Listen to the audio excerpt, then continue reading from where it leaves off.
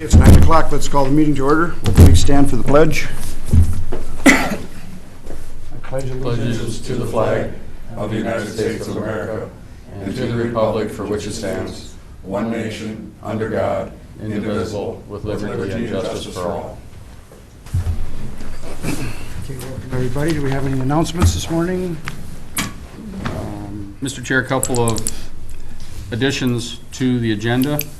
Under the consent agenda, please add, under number 3, I have an additional batch of commissioners' warrants dated 12/16 of 19 for $3,952.50. That's $39.52.50 on that. And under Sheriff Keith Vreeman at 910, please add in 2020 Nobles County Jail Services Contract, and that'll be an action item. And a copy of that was provided to you, and Keith will be discussing that when we go over the law enforcement contracts. Sheriff Vreeman will be here for that. Mr. Chairman, that's all I have for additions. Thank you. Anybody have care to move to approve? Mr. Chair, good. So move. I'll second. Okay, we have a motion and a second. Any other discussion? All in favor say aye. Aye. Opposed? Okay, the consent agenda. It's all pretty much listed there for you, other than the warrant Steve added to it. Mr. Chair, I'd move the consent agenda. Okay, we have a motion from Luke. And I will second. Second. Any other discussion? All in favor? Aye. Aye. Okay, thank you. Excuse me, 9:03, we have Wayne Drew. Wayne is here. Wayne is here, good. Excuse me.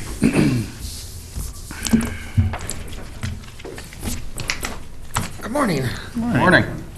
Okay, I got some bids for a different skid steer. The two lower bids are both local. The one was the Case skid steer here from Titan, that was $36,000, and then CMB from Pipestone was at $35,000. The only thing with the one from John Deere, I got to wait till June or July to get it, and Titan has theirs on hand. So I recommend going with the Case skid steer. Okay, anybody have any questions, or? Are we trading in the old one? That'll get auctioned off. Okay. Mr. Chair, this will be for a 2020 purchase. Yep. So we'll get this in January, pay for it in 20, so it's not coming out of the 2019 budget. No. And there was $36,000 budgeted between the building and plant and the fairgrounds budget for the purchase of this on the 2020 budget. So the Case you would get quite soon, or? They have it on hand. Oh, okay. As soon as I sign the paperwork, I can have it. All three machines are very comparable. I see their different model numbers and different manufacturers. They're all 2 speeds. They're all pretty well the same. The only thing, the John Deere is a joystick, and the other ones are more all hand control, foot control. That's the only difference, is that the other John Deere that from CMB is a joystick. Do we have any other attachments now on the Bobcat that we're going to want to use on this Case? Will they switch over? Yes, they would switch over. Okay. Yeah, they're all It's all standard. universal. The quick attach is universal. Okay. Yep. Yep. Okay. Well, Mr. Chair, I'll move that we accept Wayne's recommendation then for the Titan machine, though. Okay, we have a motion. Second. Second. Any other discussion? Okay, all in favor? Aye. Opposed? Okay, motion passes. Okay, thank you. Thank you. We're a little bit ahead of schedule, but the sheriff is here. We don't want to have to wait for 9:10, do we? No. Morning. Morning. Are we gonna do the contracts first, or the? Sure, that's fine. Okay. I got a sheet for the difference from last year for all the cities and villages in the county. Basically, it was roughly 3% increase for all of them. Just under 4 for the city of Pipestone for the sheriff's part of the budget. Okay. And they've all been agreed to and signed, so Okay. just Just So- need one motion on all of I them? think so. I'd move that. Okay, 3% increase on all the cities, okay. We have a motion and a second. Any other discussion? You presented last night at City Council? No, a long time ago, they just approved it last night. Yep, and then no discussion there either, everything was, Okay, all in favor, say aye. aye. Aye, opposed? Okay, motion passes. Then in front of you, you have a copy of a contract we signed every year with Nobles County Jail Facility. Right now, we have nobody down there, but that's kind of our go-to county if we need to bring an overflow or for some reason have a prisoner that we can't keep here for whatever reason. It's $60 a day. I know without a contract, they charge $75 a day, so we like to, it keeps it cleaner to have a contract with them, so. That seems fairly reasonable, doesn't it? Yes, that's the same thing we charge, so I mean, it's kind of a set price around the area. When we house prisoners from Flandreau or Lyon County, sometimes do we charge the 60 then as well? For Flandreau, we actually charge more because it's a little bit more inconvenient. But for just housing, yeah, it's all $60. Mr. Chair, I'll move that we approve the contract with Nobles County. Okay, we have a motion to approve. Second. And a second. Discussion, is this the same amount the contract was last year? Yes. Okay, all in favor, say aye. Aye. Opposed? Okay, motion passes.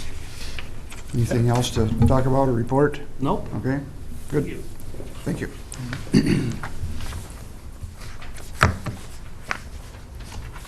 Can we move on to the 915, set non-union COLA?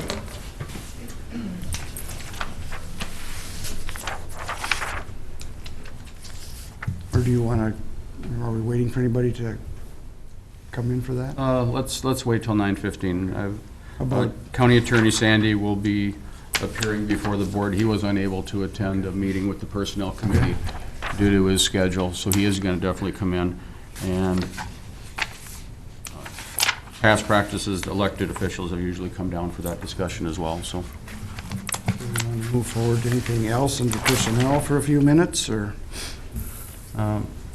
Mr. Chair, we could very easily go to other business and approve that Missouri River watershed Okay. JPA agreement. This is the second one. There were some issues with the wording that I was told came, I believe, out of Rock County. Mr. Johnson, is that correct? Yep, the only changes were under 4.2 and 6.1. The first was to require a 2/3 vote of the membership to expend any money, basically. And the other change was regarding if you wanted to withdraw, you had to provide a 6-month notice, and it didn't, there were some previous references to withdrawal dates that were removed. Otherwise, it's, yeah, same thing we've already approved with those two changes brought on by Rock County. Okay, I guess I'd make a motion to approve. I'll second the motion. we have a motion and a second. Any other discussion? All in favor, say aye. Aye. Aye, opposed? Okay. How about Ryan Waynecoff? Can we do that one in a minute? Yep.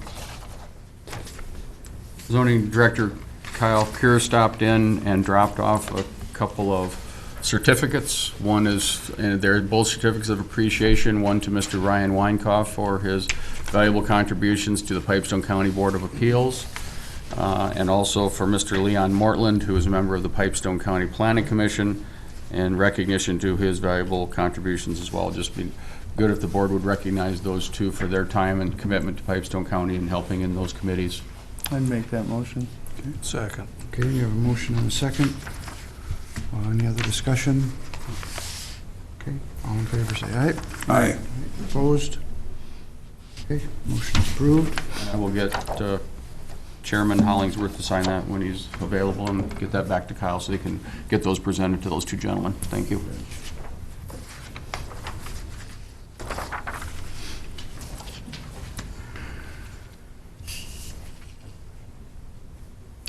We have Demain here, if you'd want to Or you want to wait a little bit yet?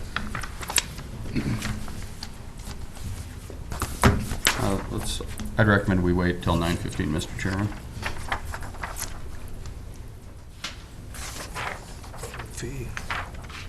I have one brief personnel. Okay, Kathy, bring that forward. Keep it going. Morning. Morning. The only item I have today is Rick Byers, who is a highway maintenance worker in the highway department, has submitted his resignation. He is retiring from the highway department January 24th of 2020. So I do need the board to accept his resignation. Mr. Chair, I'll move that we accept the resignation of Rick Byers. Second. Motion and a second. Any other discussion? He's been with us quite a few years. He has. I didn't look up his date of hire, but it's 20, 25 I would guess years. 20 years. Yeah, so. So you're going to be posting them. Correct. So we are advertising internally this week, and then it'll go in the paper next week for 2 weeks, so. Okay, we have a motion and a second. Any other discussion? All in favor, say aye. Aye. Opposed? Okay, thank you, Kathy. Thank you. Nothing else today? That's it. Not even the results of the ugly Christmas sweater contest yesterday. That was very nice. So, yeah, we didn't really have a contest, but everyone, dressed up and participated, so that was fun.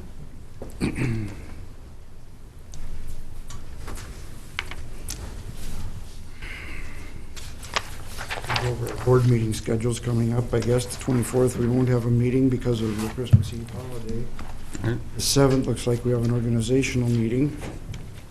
The 14th, we have a regular board meeting, and the 28th of January, we have a regular board meeting.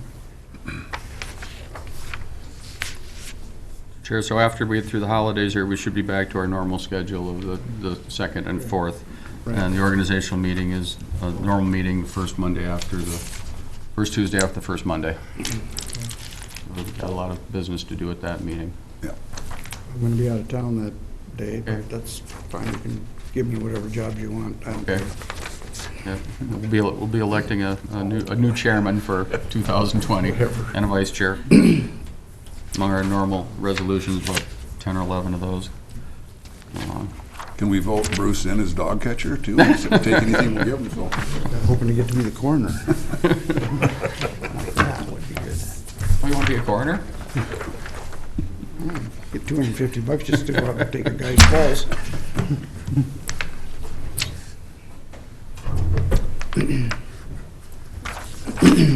If Demaine wants to come up, that would be fine. Okay. Devane, you want to come on forward, and we're set for 9:15, but I think we're close enough to.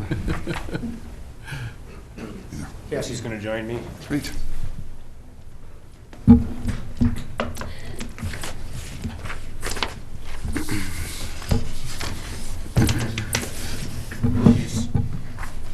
Uses technology a little bit more.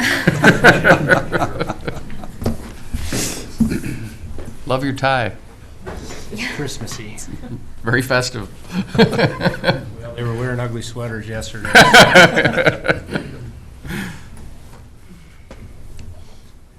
So I guess we're here to talk about salary partially or totally? I think so. We're supposed to set the non-salary or the non-union salaries today. Yours, I guess the committee had not visited with you at this point. Yeah, I apologize. It's been hectic, to say the least. What I requested, I think, was a 3% increase and then a 3% cost of living adjustment for Cassie and I and Scott to make it a total of a 6% increase from last year. Basis for that was in parts that we stay in line with, the various union people in the courthouse that are getting the cost of living adjustment and then a step increase all the time. We also did it because, as I've told you before, we are extremely busy. I went through my numbers and our numbers for this year. I told you before, as of the end of June, we had hit 78 formal complaints. And a formal complaint is where an officer investigates something and they can't issue a citation. Usually gross misdemeanor or felony level crimes, they bring that to us. And so we have to draft the complaint to get people in the court system. As of today, we are at 157 for the year, which is astronomical. And out of that 157, we have 95 drug cases this year, felony and gross misdemeanor drug cases. That's unheard of. It's a huge spike out there from where we're typically about 25, 30 a year. So we're getting way up there, and that's what's driving it. Again, it's because the sheriff's office is doing a wonderful job, but they are being very proactive. They are not turning a blind eye to anything. They are following up on leads. They are following up on, suspicions, getting the hard data, executing search warrants. It seems like it's a regular event that Edison and the other guys are getting a search warrant and they're going into someone's house. So they're doing a wonderful job, and that's what's driving a lot of what's going on. We are seeing a spike. And do we see it going down? If I talk to Keith or I talk to Heyman and the guys, no, it's not going to abate anytime soon. So Steve, you had asked a while back, are you thinking we're going to put in for another person? No, I said Cassie and I, we can handle it. Cassie's running probably 95% of her time doing county work, even though she's a part-time employee. The bad part is that Cassie is going to be leaving us. Probably no surprise, because it's probably been in the rumor mill, but Can we deny that? no. No, she is going to be leaving us. She's going to be going up to Stearns County. They're going to be getting someone I hope that we trained well and has, the knowledge that they need up there. Good. Her husband Matt's already taken a job with Anoka County. So in a way, this came back to get us because what happened in Nobles County with the hiring of their new attorney, county attorney, and how the appointment process was, it kind of created a little bit of a ripple in the office. And so the ripple effect carried over to Pipestone County, which is too bad. But Cassie's sitting here. She's got her little computer thing up from the state of Minnesota. And I know you can't see it, but they do a county-wide analysis of how busy we are. And I've always said we're busier than Rock, we're busier than Lincoln, we're busier than Murray. The bigger counties, Lyon and Nobles, we're keeping up with them, which is unfortunate. But again, our guys in the sheriff's office are doing a wonderful job. So, but Cassie, anything you want to add? Yeah, so what I'm looking at is called it's the Minnesota Judicial Branch. If you just Google Minnesota Judicial Branch dashboard, you can, it will give you a map and it will show all the filings for statewide and then by county. So if you click on Pipestone County, and it doesn't have 2019 on here yet, obviously it's not over yet. So for example, if you click on major criminal case types, for Pipestone County in 2017, we had 43 major drug filings, and then in 2018 we had 39. And just for comparison, like if you go up straight north to Lincoln, they had 0 drug filings in 2017 and 7 in 2018. So just nowhere near the number of drug cases that we're filing. So if you were to compare salaries, it wouldn't even be a fair comparison in my opinion. If you go to like even Lyon County, which is a full-time office, in 2018 they had 68 drug cases, and again we were at 39. So we're closer to like a county of that size for drug cases. For Rock, in 2018 they were doing, just taking a second, 16. So just less than half than what we're doing. So, and if you go to Nobles, which Nobles has a pretty, they have 90 there. They get a lot of like multiple hundreds of pounds of marijuana driven through their county. 71. So we're kind of, I'd say we're closer to counties like that. So we're busy. What Steve had provided was he had the various county officers in the area, what they're making for salaries. There's a couple anomalies in there, just so you know. Glenn Peterson, I don't know why he's so low. He's a single man doing it, but maybe the volume's not there. And I think he was in the mid-40s for his salary. The other anomaly was over in Cottonwood County, Nick Anderson. He's a part-time county attorney. I don't know how he talked those commissioners into $111,000 salary. I really don't know how he did that. But, those are anomalies. But then you look at what Rock is. You look at the Murray County Attorney's Office. we're right in line with them. We're just a little bit lower than both. But, you know, as Cassie was telling with this data, we are far more busy. You know, like I said, Cassie's gonna be leaving us. She was good enough. She got a couple ads posted for us, one on Indeed, Yep. and then one on the county attorney's website.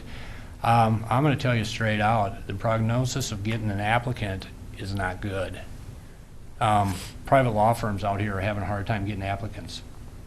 Nobles County, for my husband's job, they had 0 applicants for that job. The so. Public Defender's Office in Marshall look for a full-timer, and the salary is actually not a bad starting salary, mid-70s. They got 3 applicants. One was totally unacceptable, 2 who were not licensed. And they were going to offer it to one of the people, and both the non-licensed people didn't pass the bar. So now they're down to ground zero. Runs through the Waji and Wellman, and Marshall has been looking for an attorney because 2 of their senior attorneys retired in the last 3 years. They're not getting applicants either. Rock County too. Yeah, Rock, you know, down there, Don Klosterber, and Don wants to retire. But he can't because he's going to leave Jeff Halbrick hanging out as a new county attorney. And they had someone for about a year, then she left, but they had been looking for 8 or 9 years. So how we're going to get someone to come out here is the daunting task. You know, I don't even know how many applicants we would get if we get 1 or 2. If we get 1 or 2, we're going to be lucky. Demaine, do you have an opinion as to why it is that are we just not attractive in this area? You said our wage is competitive. Is there a shortage of attorneys?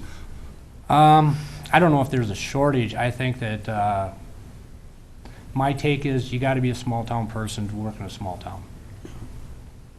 You know, a lot of people don't see that there is a great benefit to being an attorney out here. As I think one person put it, you can be a big fish in a small pond, whereas in the metro area, you're just another fish. But it's just hard to attract people outstate. I mean, I don't know. I think it's a problem. You get outside of Mankato, Rochester, St. Cloud, I mean, the larger areas of Minnesota, I think all the officers out here are having a hard time getting people. There's quite a few job postings for outstate assistant county attorneys on that website, yeah. Do you have a comment? I do, I have a question. Does that website also have any or information on what the outcomes of those drug cases were? Because I know, I hear a lot of comments from the public that I try to explain to them, I think the sheriff's department is doing their job, I think your office is doing your job, but somehow the court's not doing their job, because the outcomes, you know, basically, it almost seems like regardless of what you're charged with, the punishment is the same.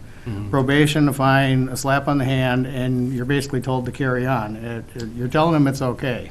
But we try to treat all first-timers the same. I mean, By you try to statute, do we that. have to, Yeah, for drugs.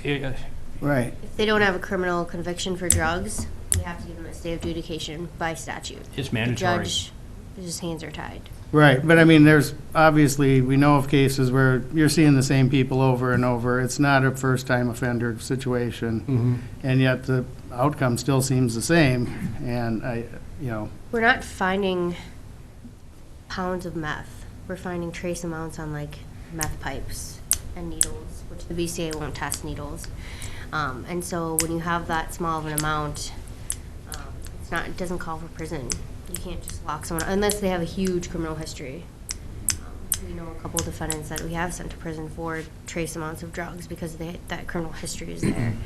If you're talking about like domestic cases, a lot of times, you know, victims recant. I don't have a case. I can't prove that there was some kind of assault there if the victim's not going to cooperate. We could subpoena them, but you know, that's not something we usually want to do. We want to have a witness that's a victim that is cooperative.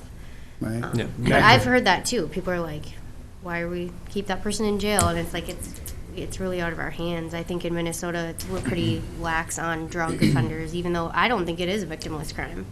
You know, that's why you have burglaries. That's why you have property crimes and theft. A lot of times it stems from that drug problem, but I don't know. Yeah, chemical usage basically drives the prosecutorial business. That's just the nature of the beast. You know, with regard to the drug crimes, again, Yeah, it may seem like the same thing. A second drug crime is going to get you a higher fine and a little bit more jail time up front. But one of the goals of the criminal justice system is not always just to punish, it's to rehabilitate. And if we can take those users, not the sellers, but if you can take those users and weed them of their habit, you've helped a person, you've helped society in the greater scheme of the good. The last thing we hate to do is we hate to see that person come in 3-4 times on a probation violation because they can't kick it. And, that's where it comes to the court. When is the court going to put its, foot down? We can advocate saying it's time to pull the plug on this one. They're not amenable to probationary treatment anymore. We just need to have them send them to prison. But in the end, it becomes an issue of when does the court get tired of it? Part of it is the interplay between an office of the prosecutor and the position of the court and the judge, and to know when both are going to be tired. Because we're not going to advocate for a position that we know the judge is never going to go for. We're just spinning our wheels in. It is hard though. I do feel like the law enforcement, you never find someone with a large amount of meth because they're consuming it before we can catch them with it, right?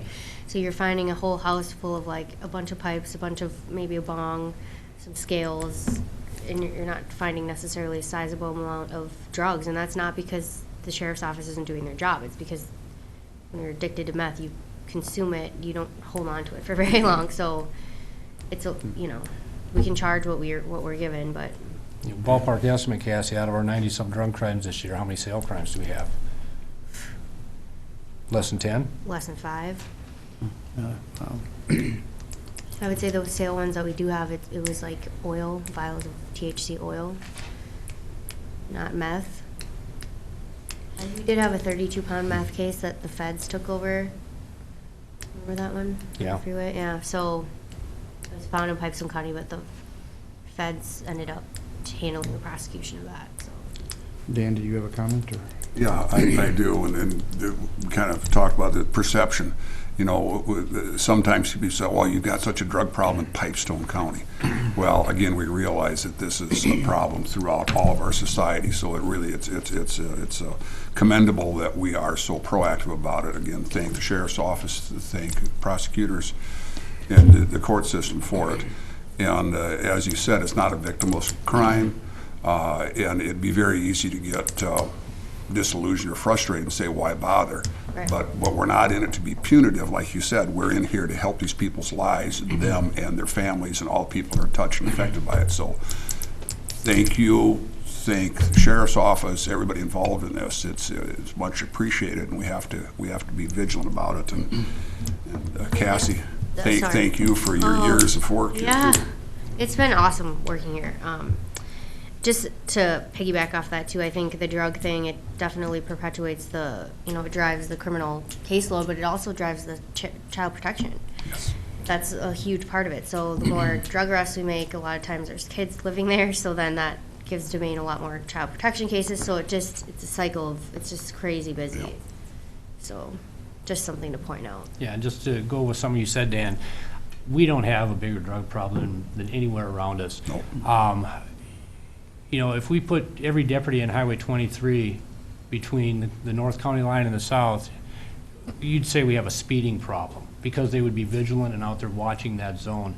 No, it's just, other places just aren't, they're not working it as hard. That's just the way it is. And I would have to agree with you on that statement.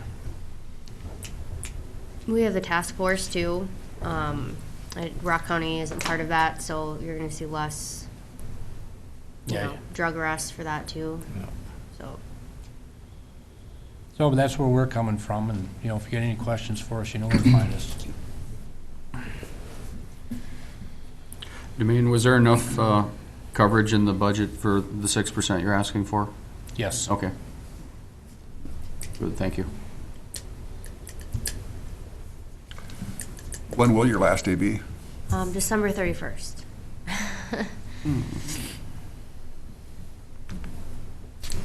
I'm going to get grayer. Well, what's your wishes? Do you want to set Domain's salary and the assistant county attorney salary while they're here, and then deal with the others on another motion. That's fine. I'd be fine with that. Yeah. You bet. Okay, I'll be open to a motion to, And the recommendation, again, was, 3 and 3. Mr. Chair, I'll make that motion that we approve that recommendation of a 3% and 3% for the attorney and for the assistant attorney. I would second that. okay, we have a motion and a second. Any other discussion?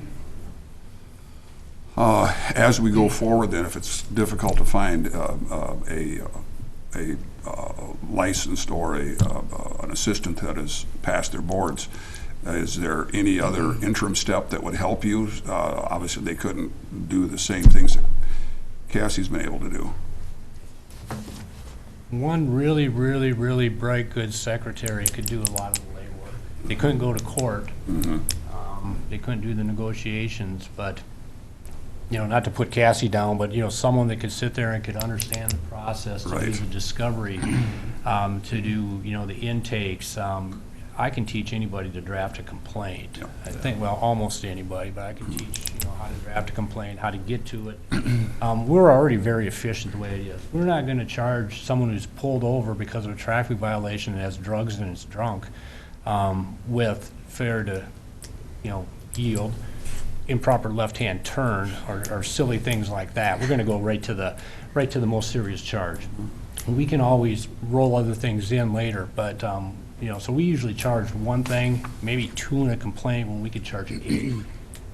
You know, so that's just part of it. I mean, you just gotta be very, very, very efficient in how you do everything. We don't charge things that we know are gonna get tossed. If there's it doesn't happen often, but if there's a stop or a search that's not good, that's gonna get, I mean, Right. why would we waste everyone's time with that, right? So, and that takes work too. So that's not something you're gonna see necessarily in the filings, but that's, to filter all that out, that's time that we're taking to do that too, so.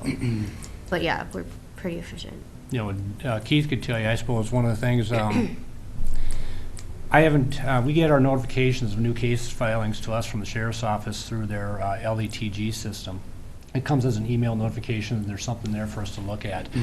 And I stopped reading them in September of 2017, just so I could kind of track the numbers. We get approximately 450 email notifications a year from the sheriff's office of new filings that we need to look at. A lot of them, they're not going to go anywhere. I mean, death investigations where it's a natural death, they forward it to us. You know, some civil matters, they forward to us because they want us just to look at it and say, okay, it's civil, don't do anything. But, I mean, that's 8 a week.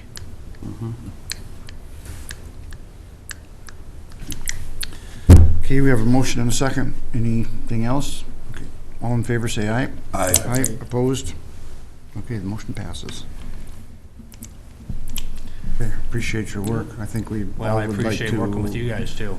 see as much pressure as possible put on these kind of people to keep them out of the county, or at least control them, but sometimes it's just, Well, Bruce, you're semi-retired. Les, you guys need a job?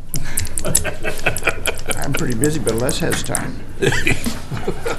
He wouldn't have to go to Arizona. No. Well, I don't have to, no, I could, you know. Well, we got you tied in. As long as you have a VPN system, you can take this computer and you can tie right in. He could work from home.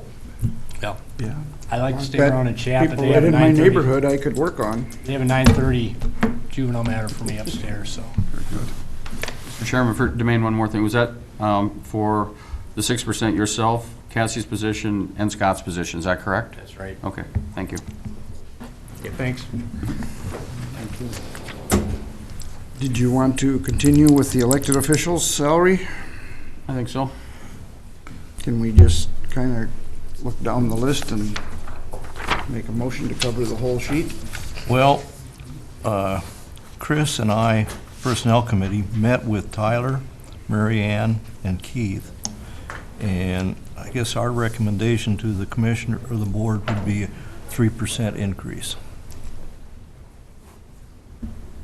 Okay, Mr. Chair, I'll make that a motion that we approve a 3% increase for the sheriff, for the auditor treasurer, and the recorder, 3% each. I would second. okay. Motion and a second. Any other discussion? And that 3% was based on the negotiations with the With the union union employees. It's kind of contracts. what used as a barometer for that, so trying to be as equitable as we can. I think a few years ago, we did kind of try to even out some of the salaries to keep Yep. them comparable with surrounding counties and such. With the pay study and so forth that we've done. Yep. Okay. I don't know how else you could. Mr. Chair, Kathy's done a lot of work on those annually to check those other counties around us. And again, you do have one in your packet too, look at that shows for the most part, I believe we're in the area. And as long as their Correct. duties are Right. somewhat similar to other counties, unless there's a case where there's something, stands out, I think it's good to at least know what the other counties are doing and kind of compare them with that, so. And we look at populations of counties too, people that they serve, try to fit that into the equation too. And just another comment on the, I know it gets brought up a lot with the step increases in addition to the cost of living adjustments. But I just want to remind the board, not everybody gets step increases anymore either. There's a lot of employees that are topped out on the pay plan, on our new pay plan even. So there's a lot of, just frontline staff that are getting this 3% cost of living adjustment, and they're not getting steps anymore either. But sometimes they're at pretty much the top of the scale as far as their Right, position too, so- so. Just so you're aware of that. Are we But gonna- yes, 3% is what has been Okay. settled for all the unions for 2020. Obviously, it would be great if we could afford to give them even more to show our appreciation for the work that they do, but we've got that obligation to hold costs down to our taxpayers as well. There are a lot of benefits and things that are not included in this number too, so Yes. I think it's a pretty good It's fair. plan. I mean, you want to include the sheriff in this motion as well, or are we going to exclude him? I did include the sheriff in my motion. I said sheriff, Auditor, recorder. treasurer, recorder, and sheriff are all in that motion, Mr. Chair. And then just one more comment too,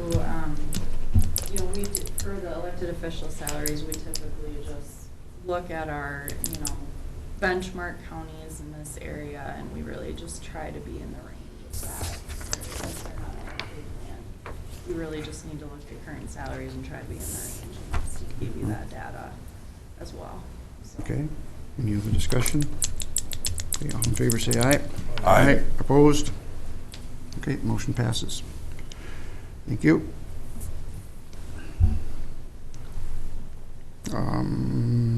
Mr. Chair, we could do the 2020 non-union COLA as well. Okay, That would be, Kathy just mentioned that was 3%. okay.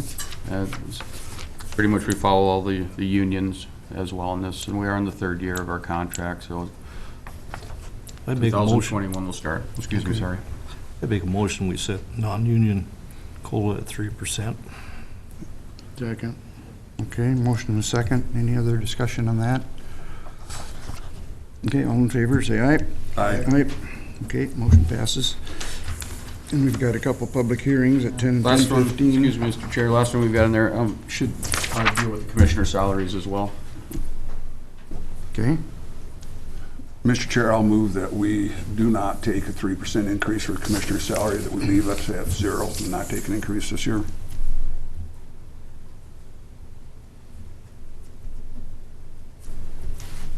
anybody care to second that motion? Can I expound on my thoughts on this without a second for discussion? It's not, okay. It's your, you can state your opinion. Yeah, I think technically we should have a second for discussion, but if you guys don't mind. The rationale behind this is because we do know that with the weather conditions, the commodity prices and everything else, that we are facing a tough year. And again, want to, again, point out that we are not full-time employees. This isn't our sole source of income for our families. Unlike our employees at the county that are full-time, they certainly need all of the financial support they can get. I think in our particular case that we can, I realize it's a token, 3% of our salary. It only winds up to be, affects the budget by about $7,500. So it's not a huge financial difference, but it's more symbolic. So because of that, I feel very strongly that we need to set the example for our employees, that we know it's going to be a tough time and that we're willing to forego increase this year. So that was my thought process on that. Okay, anybody care to second that? Anybody care to second? Okay, there's no second.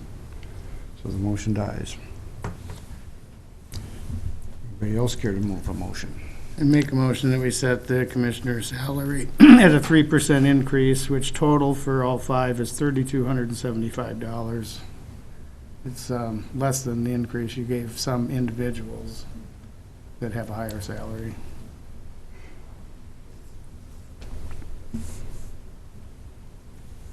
I'll second it.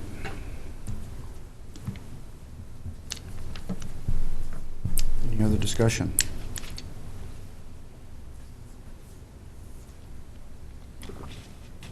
Okay, all in favor say aye. Aye. Aye, opposed? Aye. Okay, motion passes 3-2, or 3-1, excuse me.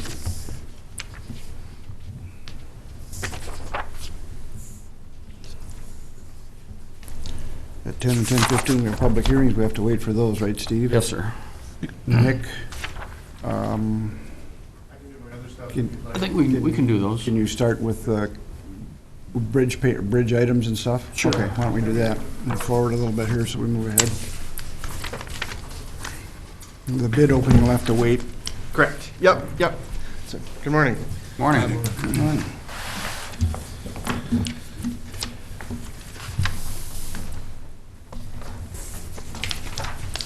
All right, the first item I have is just some generic right-of-way payments.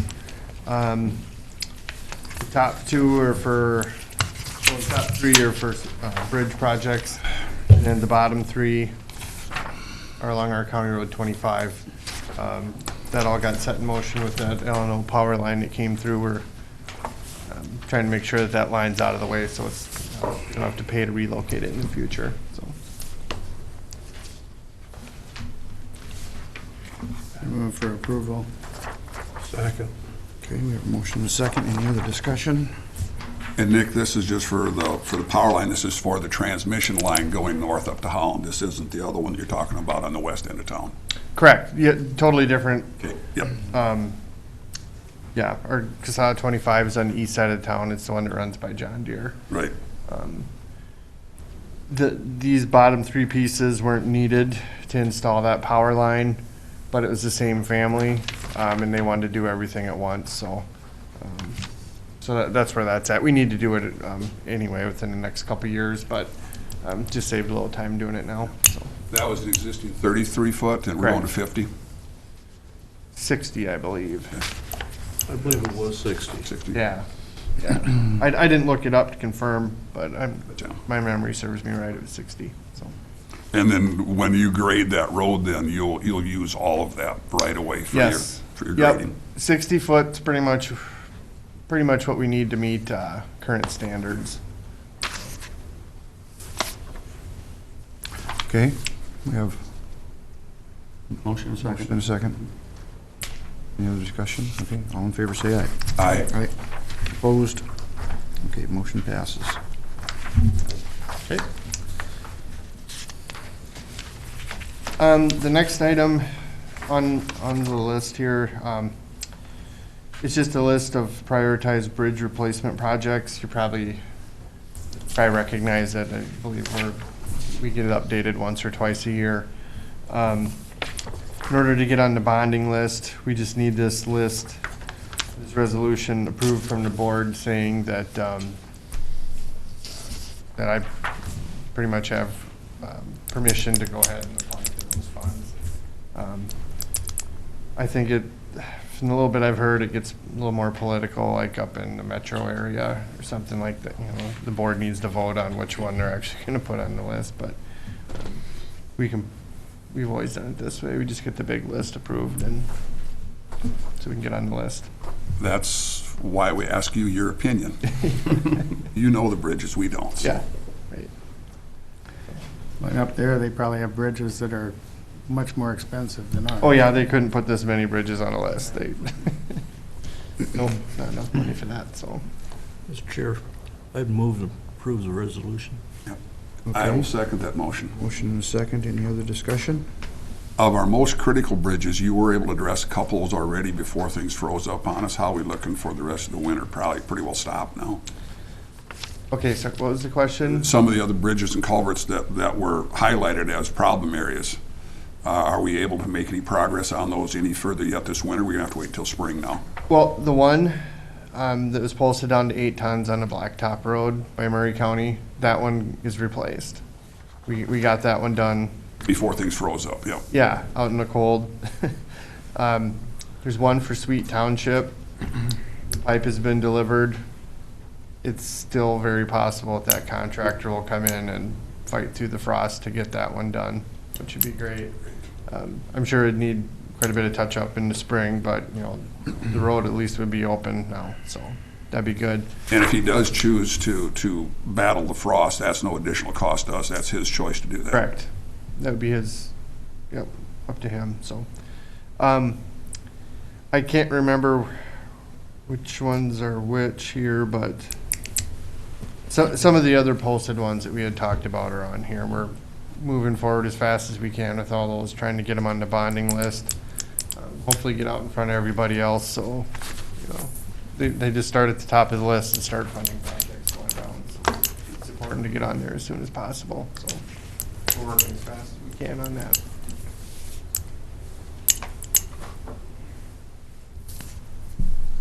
Okay. Any other questions for Nick? Or? Thanks for sweeping off that road north of Woodstock.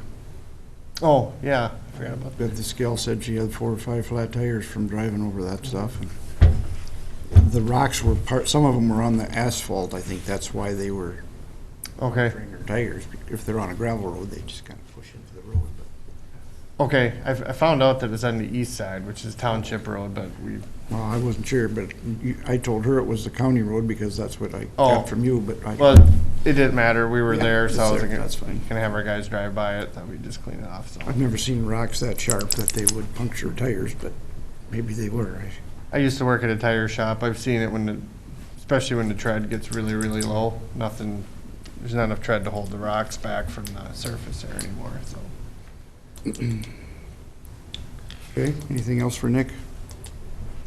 Motion on the floor, Mr. Chairman. Okay, all in favor, say aye. Aye. Sorry, we got lost there, but, thank you. All right.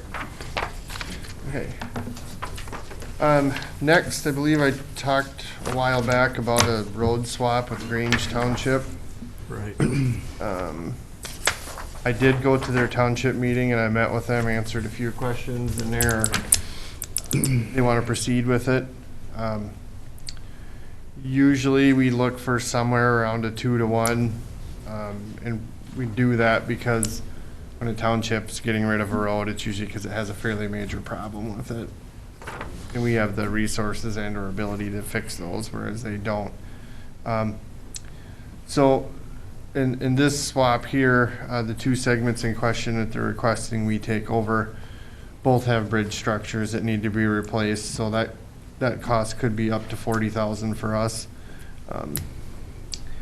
I still want to do this, and the advantage being, I think it makes our route easier, because if you look at the roads that we are giving up and how they connect to our route, that means we're not jumping over Highway 23 anymore.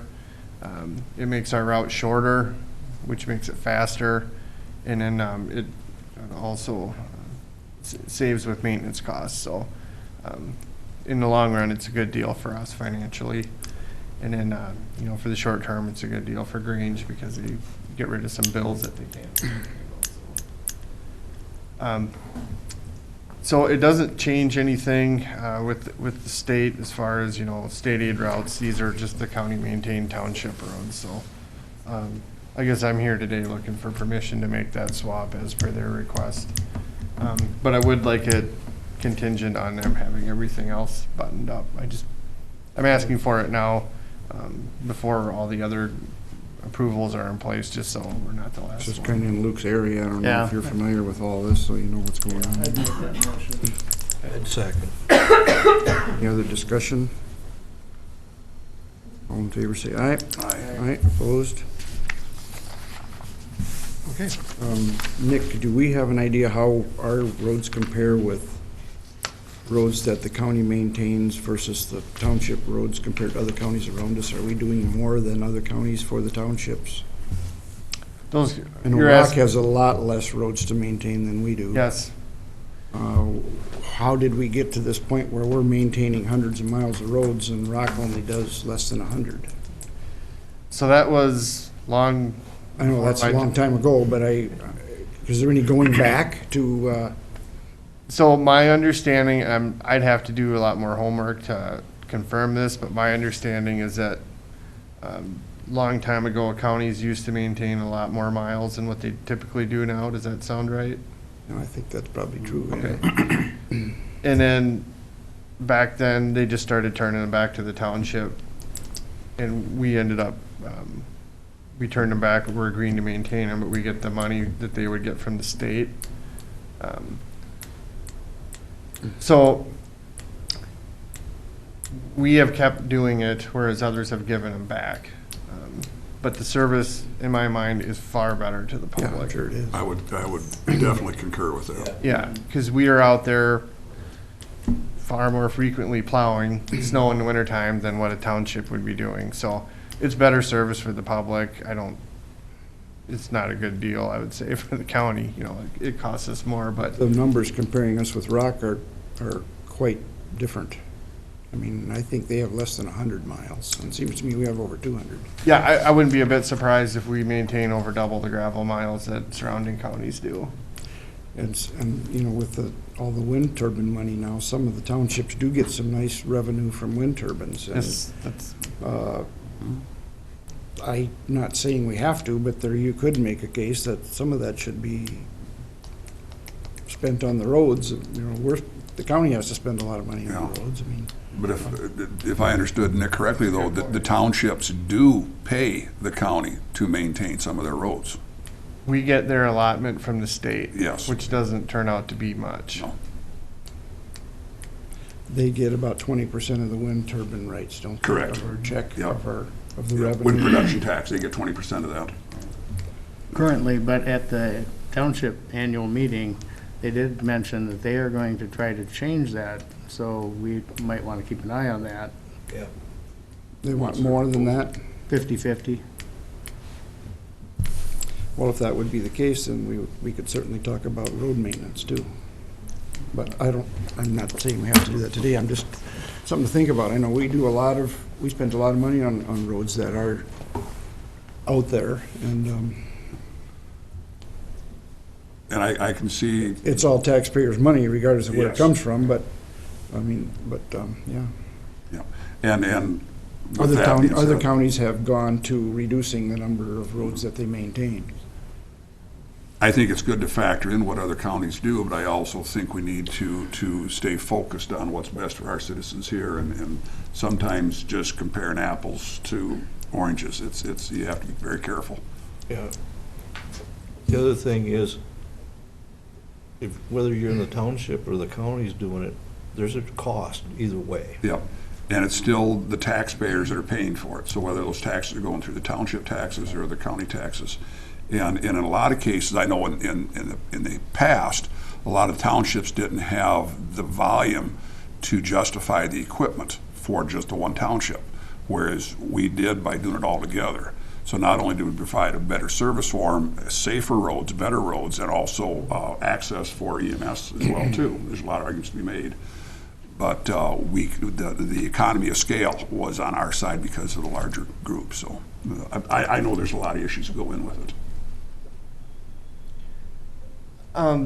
Bruce, that was a good point about us getting part of that wind tower money, because I'm sure part of it is for the roads, but if we're maintaining them and they're collecting on them, Well, I never thought of that, to be honest, so. if they're thinking, and this was at the last township meeting that Luke was talking about, if they want to have 50% of, and I don't know that this will happen, but if that's the case, I think they might think about assuming a little more of the maintenance on the roads too.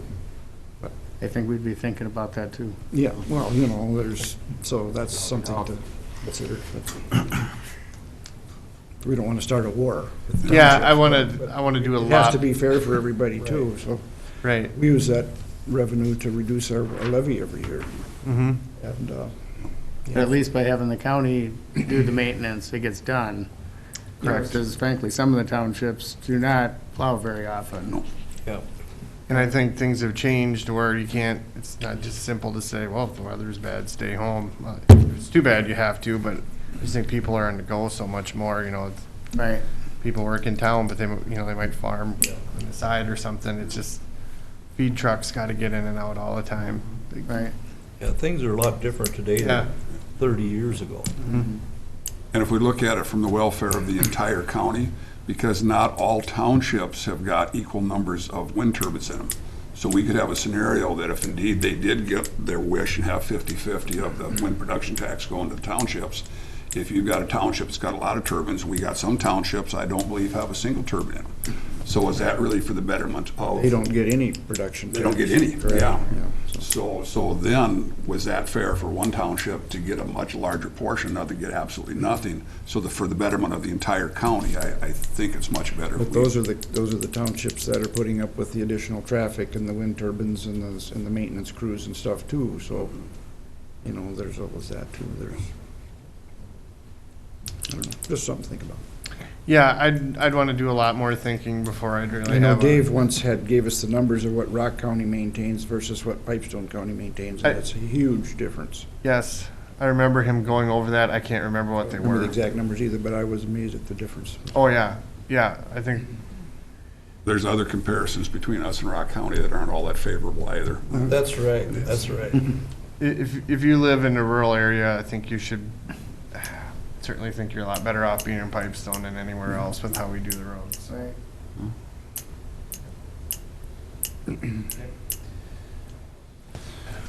Okay. I'm sorry, I got a little lost there. Did Valley Energy. the swap got approved, Yep, correct? swap's done. Okay, sorry about that. That's okay.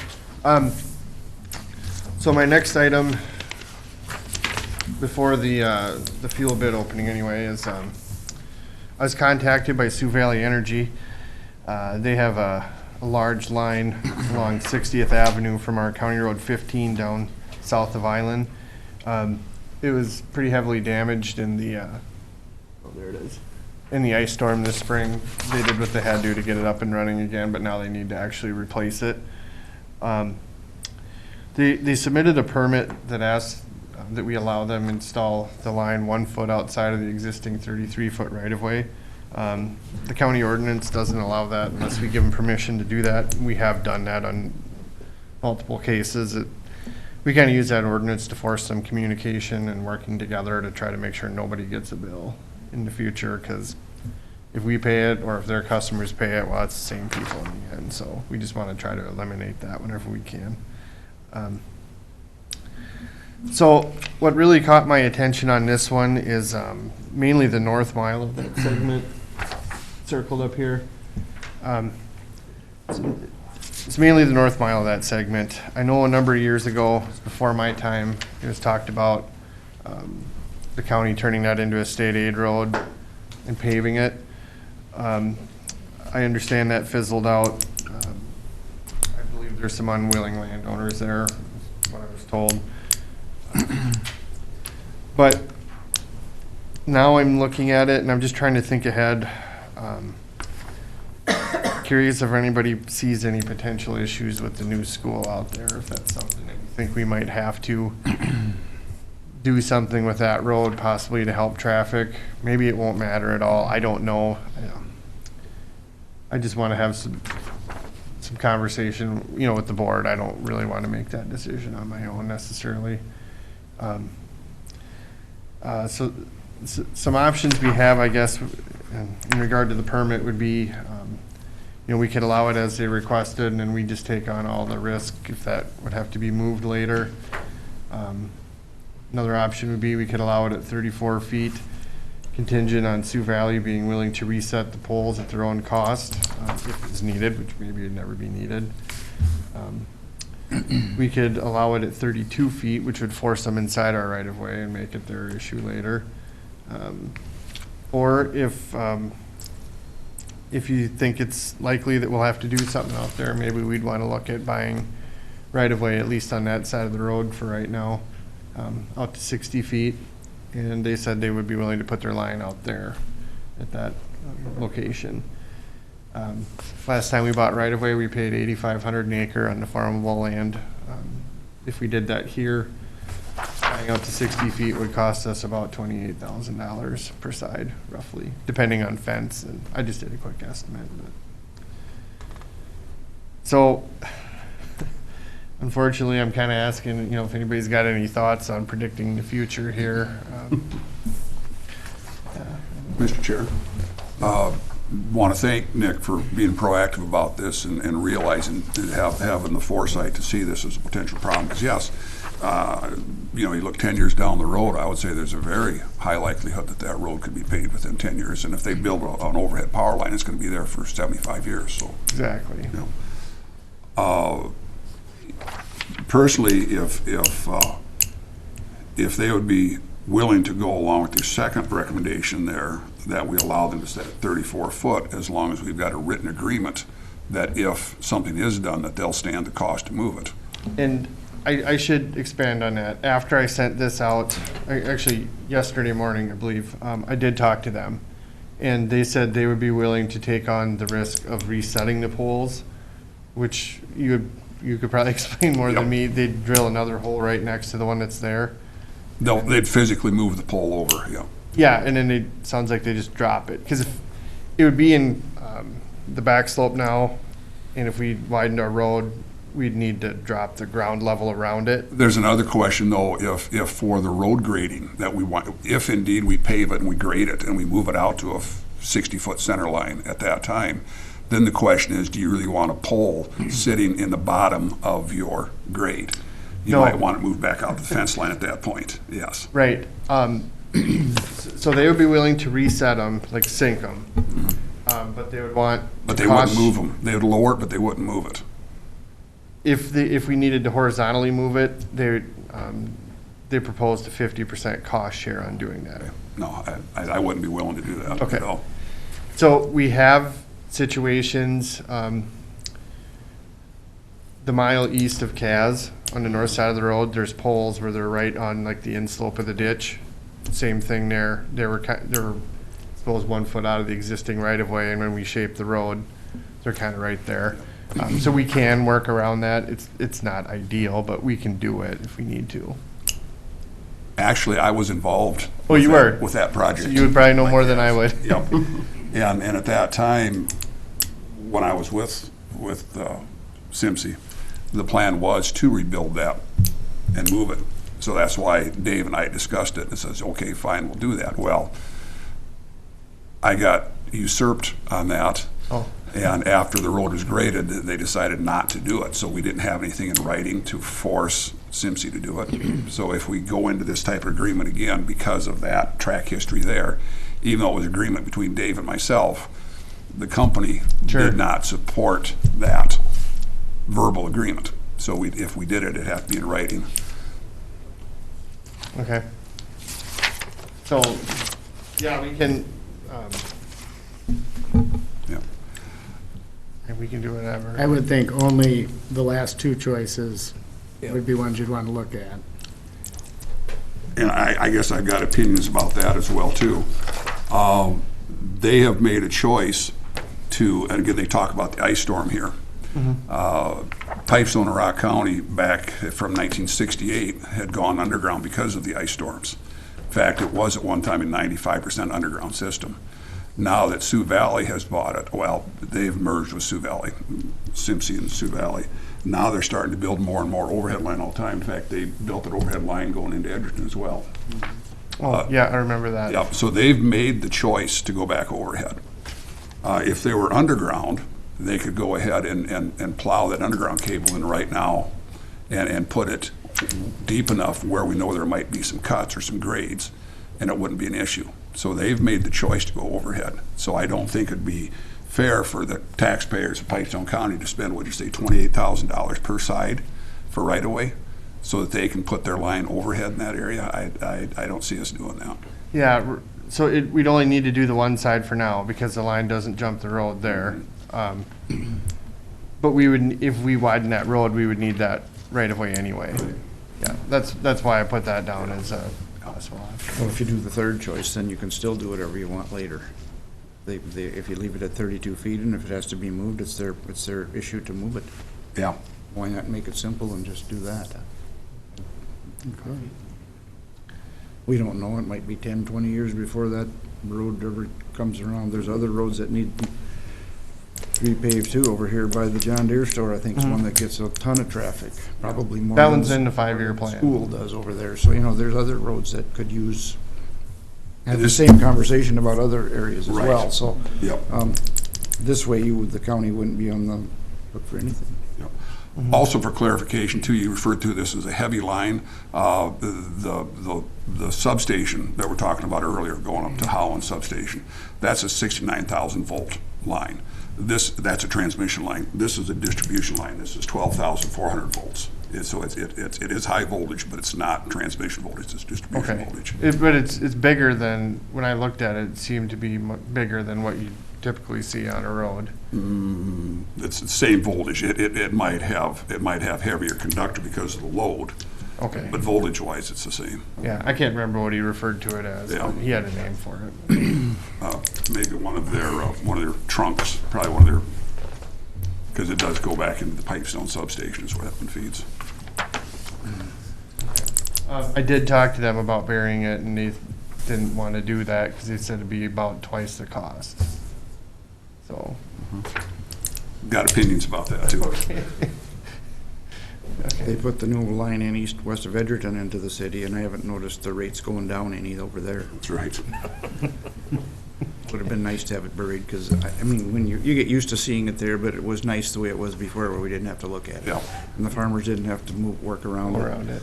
Yeah. But I guess that was a decision that was made somewhere else. They didn't ask, they just did it, as far as I know. And when they talk about cost, again, they can massage those cost numbers if they don't factor in what it takes for maintenance over the 75-year life of that line, including tree trimming and everything else, and the safety issues, cars running off the road, hitting the pole. There's a lot of arguments can be made for underground versus overhead, but that's not our business, it's their business. Yeah, and I know very little about it. I'm just kind of taking their word for it. So. Well, everybody wants good electrical service, and certainly you want it to be dependable, so I think you want to get it done, but But back to your question here, I agree with Luke that they can put them wherever they want, as long as when the time comes to move the road, we've got a written agreement that it's not going to be the county's cost to have them move them, because we know that this is potential. But you don't need a written agreement if you allow it at 32, because there's already a policy or whatever. I'm not so sure. I think we'd want to cover ourselves so they don't come back at us later on and say that. If they're in the right of way, they have to, correct? That's how I understand it. Get it in writing. Yeah, I could, if nothing else, I could just put something on the permit. It's contingent on these conditions or something. Yep. Right, that'd be good too. Yeah.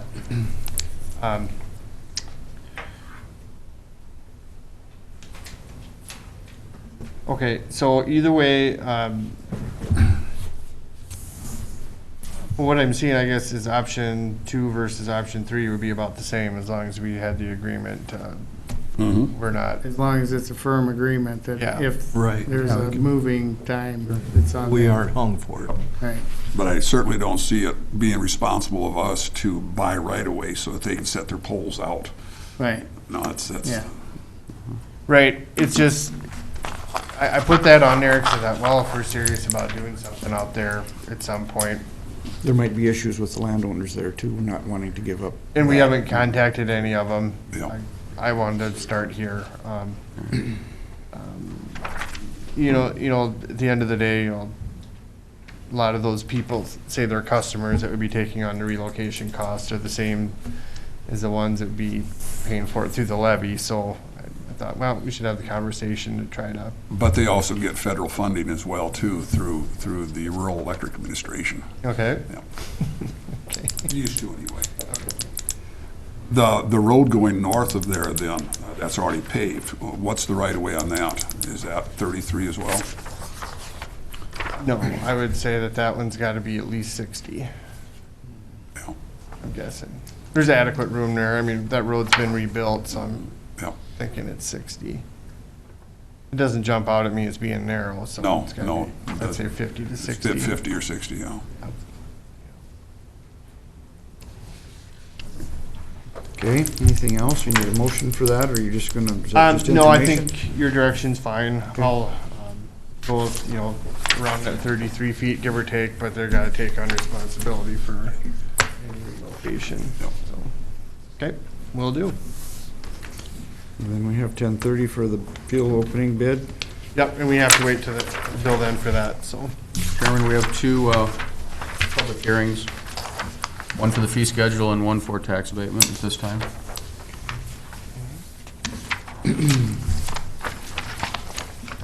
Let's start with the public hearing for the county fee schedule. Mr. Chairman and board members, you have in front of you a copy of the draft 1/1 of 20 fee schedule. There are a couple of changes on here I'll bring your attention to. One is on page 4, under GIS digital data. It was recommended between Kyle Career and Bill Folger that we delete the GIS parcel data shapefile and not charge for that. It's being provided basically to like one person. It's not an issue that's really important that we're going to make a lot of money on. So it's very, very rarely used, and it costs us plenty of time to, doesn't cost us hardly any time, I should say, to get it accomplished anymore. So Kyle and Bill recommended that we delete the shapefile. They just still provide that. On page 5, we did add, Wayne and I went through the buildings and grounds and did some changes on that. I wanted to make sure all of the buildings were covered in the newest schedule here. So we've got the blue building at $250 a day and a $25 setup. The grandstand and the grandstand grounds, same price. Virtually everything's the same now. We just wanted to show each building individually that people are going to be renting, and that each of those has a setup fee along with it.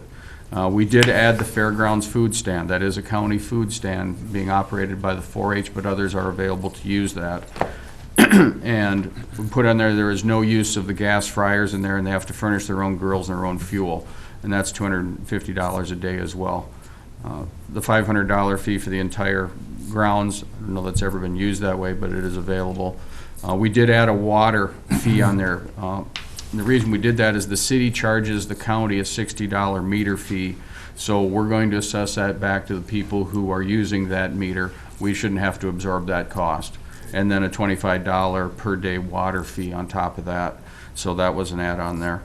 If anyone wants to hook up some sort of a trailer, camper, whatever, we have $25 a day on that. And we did set up, if somebody just wants to use the blue building, they're going to use the bathrooms. We do have costs there to make sure that's upkept and cleaned and all that at $50 a day. Courthouse grounds, we still have listed at $125 a day plus a $25 setup. And then all rentals will require a $500 deposit, and that will be returned after inspection by county staff, meaning Candy and Wayne, to make sure that everything is back in order the way it should be. We did also add on there the storage rates. We were using the beef barn and the show arena for storage areas. If they're using the beef barn, campers are at $30 a month, boats and pickups are at $20 a month. And for areas at the show arena, which is a totally enclosed building, that's the big building, that's charged at $2 a foot, and they've got a couple of motor homes and a couple of the trailers and stuff that go in there, so it is getting used. And that's all paid in advance. All the payments are run through as we've done in the past. Out at the EMS office, Danielle is the keeper of the books out there, so she does that, and they communicate back and forth with Wayne and Candy about what's going on. So, and the other one I have at the bottom, this is per Casey Sievert, EMS director. They're going to do ambulance education, basically CPR and first aid, and they wanted to have that put on the county fee schedule, so that would be a basic rate that the county would be, the ambulance service would be charging and also collecting the fees for that. And then they would be paying their instructors that are current EMS personnel at an hourly rate to do those classes for them. So that is a new one. So we're going to, Casey wanted to start getting a schedule up so they could start doing some training out there for first aid and CPR. So we put that on the schedule as well. Well, those are the changes I have, Mr. Chairman and board members, going into 2020. Sure, I do have one question. Okay. On the camper hookups out there, though, do we still have wording in there, though, that we're not in competition with the actual campgrounds in the area? This is for overflow situations? This is basically trailers. This is not setting up a campground out there. This is nothing to do with that. The only time we're having anybody that uses power is during the beanbag toss that they're having. I believe they're moving that to June this year. So again, they work that all out with the campground in advance, so. Yeah, and that was the basically point. somebody comes in and wants to hook up a trailer for, they're having one of their beef, dairy, sheep shows, that type of thing, where they need power for some equipment, that type of thing, other than just the building they're Not in. camping. Not camping, correct. It's a non-camping. We're not getting into the camping business. Right. Thank you. The storage business is bad enough. Storage is, right. I just had a question on those water fees. Is that covering the cost? I mean, besides the meter fee at $25 a day, you know, I believe it is. really? Have you seen your water bill lately? Well, during the fair time, it's a whole different ballgame. That's all. No, I understand that, but I'm I just, don't know what you're asking then as I far mean, as. if, you know, if they have a beef show or whatever kind of show, Water. and you gotta water all those cattle, it's gonna Well, and then be, they're washing them and stuff too. you're gonna go through way more than $25 worth of water in town, Well, haven't the city water rates gone up significantly. last year or two here, but I don't have the exact data on how much we're paying for water out there. That's going by what we did before. Yeah, I don't If know, you'd I'm be just, more comfortable, we could put it to $50 a day for water too.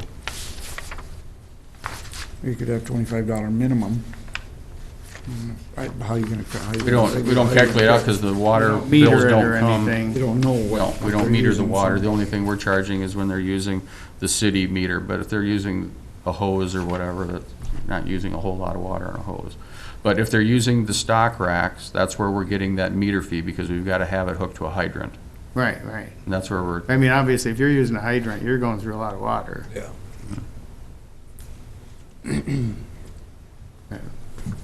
Just,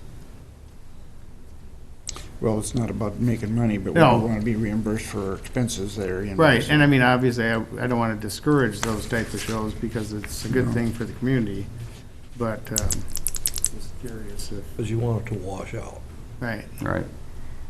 you know, maybe with, what you're charging for the building, it does cover it, I don't, hopefully. Would you be okay if you said it was 35? Would make I a don't know difference? what, I don't know what the correct number would be on it, to be honest with you. We have no idea. Just check it for a year to see what will work out. yeah. Are these rates for the building similar to what it has been? Yes. Okay, The only one, their basic rate's the same. We just added in the other buildings, specifically the food stand is in here now, and then also the camper fees. okay. Those weren't in there before. So, I mean, other than the utilities, we don't really have a lot of cost per se, do we, when they rent these buildings? it's electricity and water, Yeah, what it comes down And to. clean up and stuff. And like clean that. up, that type of but thing. they would do the cleanup, correct? Right, they clean their own up. They have to leave it the way they found it, so. That's what the If they don't, that's why we deposit do a is for. Oh, deposit. yeah, then I guess the building fee'd probably make up for the difference on the utilities, I suppose. Yeah. Mr. Chair, I make a motion to approve. Okay, I'll second it. We have a motion and a second. Any other discussion? Okay, all in favor of the new county water fee schedule that Steve presented, say aye. Aye. Aye, opposed? Okay, motion passes. And Now shall we go to the tax abatement, Tyler? Tyler's here.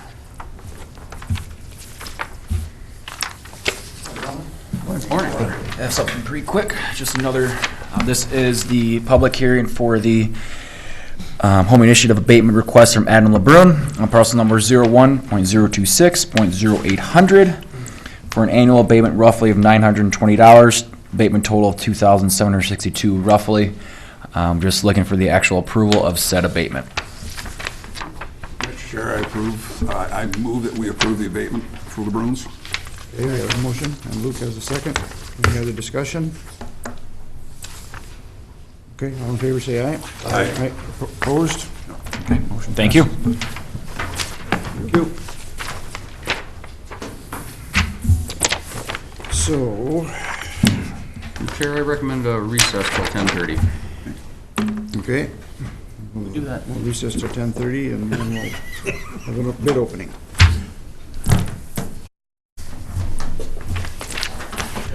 We're back on, okay, we're back in session. We're gonna have a fuel bid, I believe. Okay, this is bid opening for our fuel bids for the first half of 2020, January through June. We've requested bids on quantities that we feel are accurate for what we'll need. We usually order it by the tanker to get better prices, so they're not coming with partial. No more? Okay. So with that being said, I'll get down to it. Unfortunately, we only received one bid this time. Usually we get 2 or 3. So that bid is of BioAg Energy Services.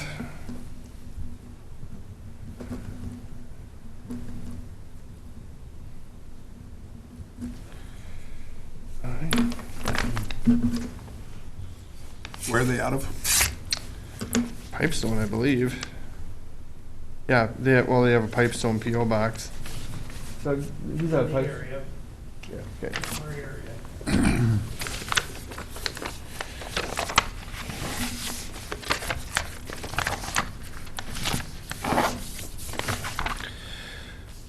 All right, the bid from BioAg is for gas. Bid $2.27.4 a gallon, so it's 2.274 per gallon.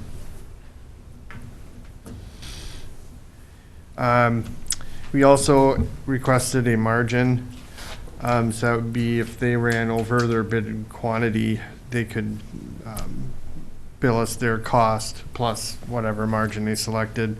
And that margin is 10 cents per gallon on the BioAg bid.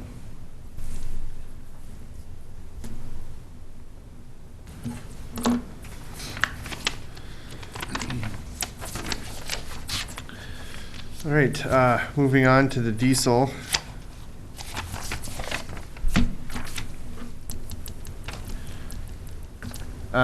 We split that apart with the Pipestone shop and the outlying shops, and that's because the Pipestone shop is capable of taking a full tanker load, and the outlying shops would be smaller deliveries. So the B5 price for the Pipestone shop is $2.247 per gallon. So 2.247.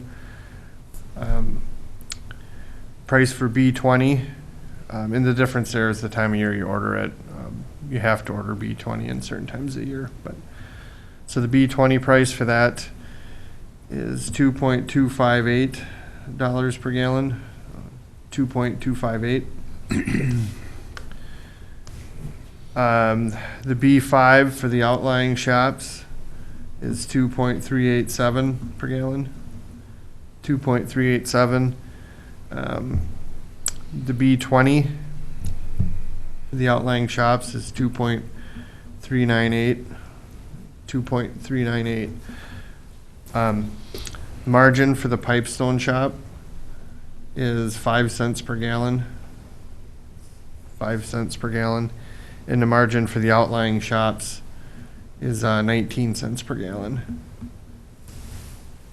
19 cents per gallon.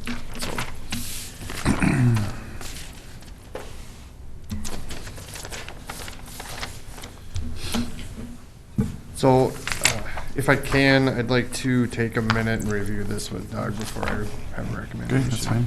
Okay, we'll be right back.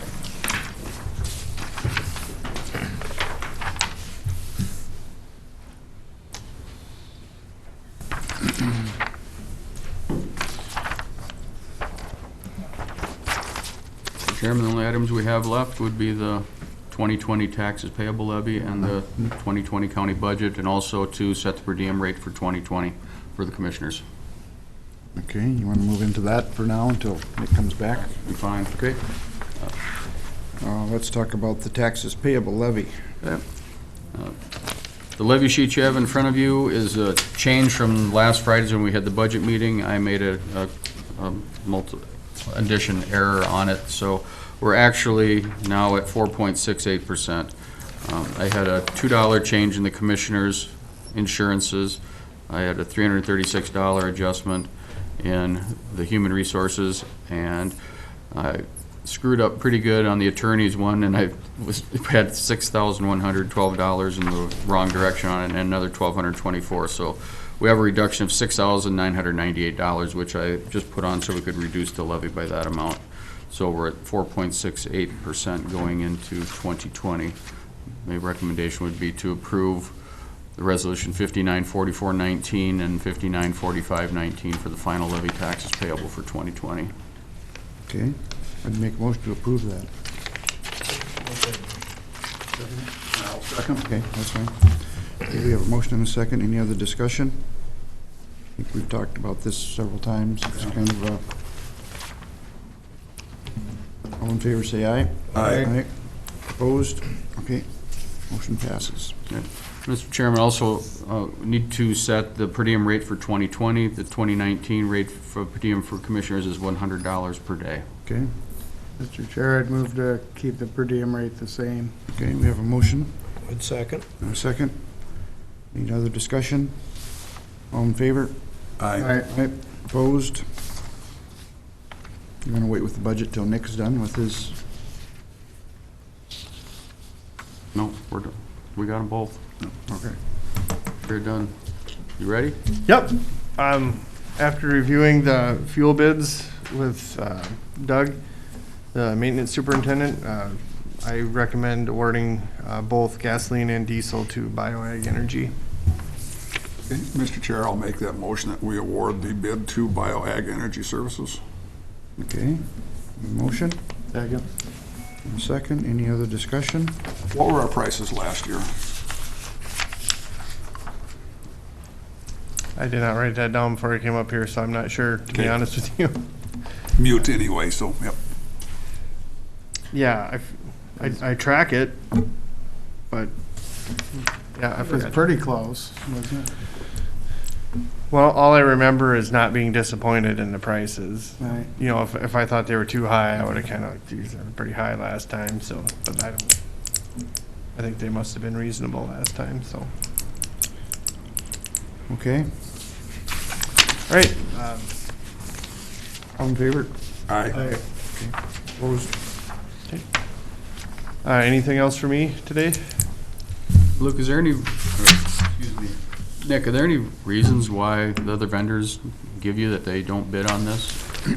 Or why we got one this time? I think we had Cenex last time, didn't we? Yeah, I don't think they can lock their prices in, Okay. so it kind of, well, I think they can kind of lock it in for like 6 months or something. You remember how that worked, Doug? Is that what it was? They didn't even want to go 6 months, they really wanted to go a year, so their margins are real tight. Yeah. Yeah. So I think that's why. Isn't that why we went to 6 months? Because they were having a hard time locking them in for a longer period of time? Because we used to do it for a year. The other way around. They want more, like a year they want. They didn't even want to do 6 months, they wanted to do. Right, but I thought before we switched it to Right. 6 months because they claimed they Yeah. couldn't lock it in for over that period of time. I think it was a year that they wanted to do. I could be wrong. We'll have to look. I thought it was, they couldn't lock it in for a year. Oh, maybe I'm Okay. Yeah, I'm pretty There's sure that's how. volatility in the market. Right. And of course, it always tends to go up in the summer. Right, but if we had, you know, a bunch of people asking for that, we bid it for a year, yeah, it'd be easier for us, I guess, less. Well, it would, because the rate would be better. What's that? It would, because the rate would be better. Oh, well, yeah, that too. Putting in that larger tank, though, that was a wise decision that we made I a few think years so. ago, because that certainly is helping, that'll get tanker loads, so. Yep, it has to help. It's less trips in and, yeah. Well, I think you're No. seeing less volatility in the fuel market right now. We've been at the, you know, between 220 and 240, like, last 6, 8 months. We haven't had really these big swings we've had in years past either. wonder if it makes sense to, if we're doing bids like this and only getting one bid, why don't we just do it on the open market? And just, If it, you know what I'm saying? Just saying, that you're not getting anybody else to do it, what's the? as far as one international incident or a hurricane in the course, yeah, Gulf, that's and you got a right. whole different story. Right.